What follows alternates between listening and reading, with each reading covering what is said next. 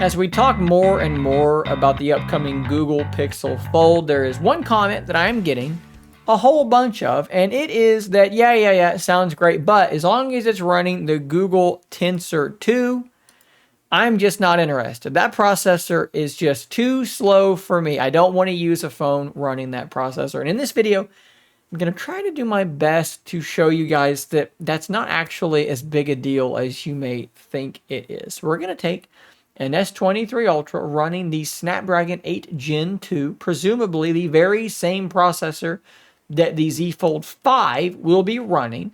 And we're going to put it next to the Pixel 7 Pro, which is in fact running the Tensor G2, the very same processor that the Pixel Fold will be running. And we're going to run a series of tests side by side, launching apps one after the other together to see which one is the obviously faster processor, to see which phone pulls away and how big of a difference there actually is. So I think a lot of people would see a result like this and they would just assume, wow, this device is going to just be so much faster, literally twice the frame rate in this test. So they're going to assume this device is just twice as fast as the Pixel 7 Pro. But what I'm going to try to show you in this video is that that is just not the case in day-to-day use. So what we're going to do is we're going to close out of all of the applications that are running, pretty few on both of them, and we're just going to go through and launch apps side by side. And you tell me if one seems wildly faster than the other. Let's go through some of these now. Definitely faster in that instance by, what would you say, a half a second or something like that. Let's go into Feedly. Very, very similar. Slightly faster, but even less of a speed difference there. Let's go into YouTube. Hard to judge which one was faster there. YouTube Music. Slight win by the S23, but again, nothing major. How about Relay, which is my Reddit app? Okay, that was unfair because this had actually never been run before. So let's make sure that our layouts are exactly the same. Let's close out of both of those, and let's try that again. And now we are really, really similar again. Twitter. We had a win for the Pixel there. YouTube TV. Almost identical. What about Instagram? Very, very similar as well. What about a game like Minecraft? I would assume that Samsung's going to have a pretty big advantage here, but let's see just how big we are talking. We're going to just start a new world, create a new world, and that way we'll be able to see that entire process taking place.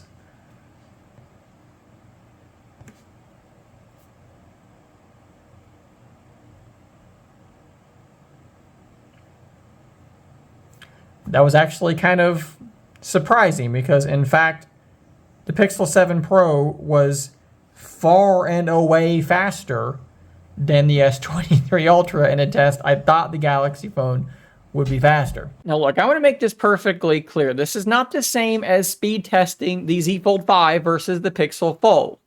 But this is, I think, going to give you the right idea of how these two are probably going to perform side by side. The Z Fold 5 is going to be technically the faster device, and on the occasion, it's likely to launch an app a couple of milliseconds faster than the Pixel Fold.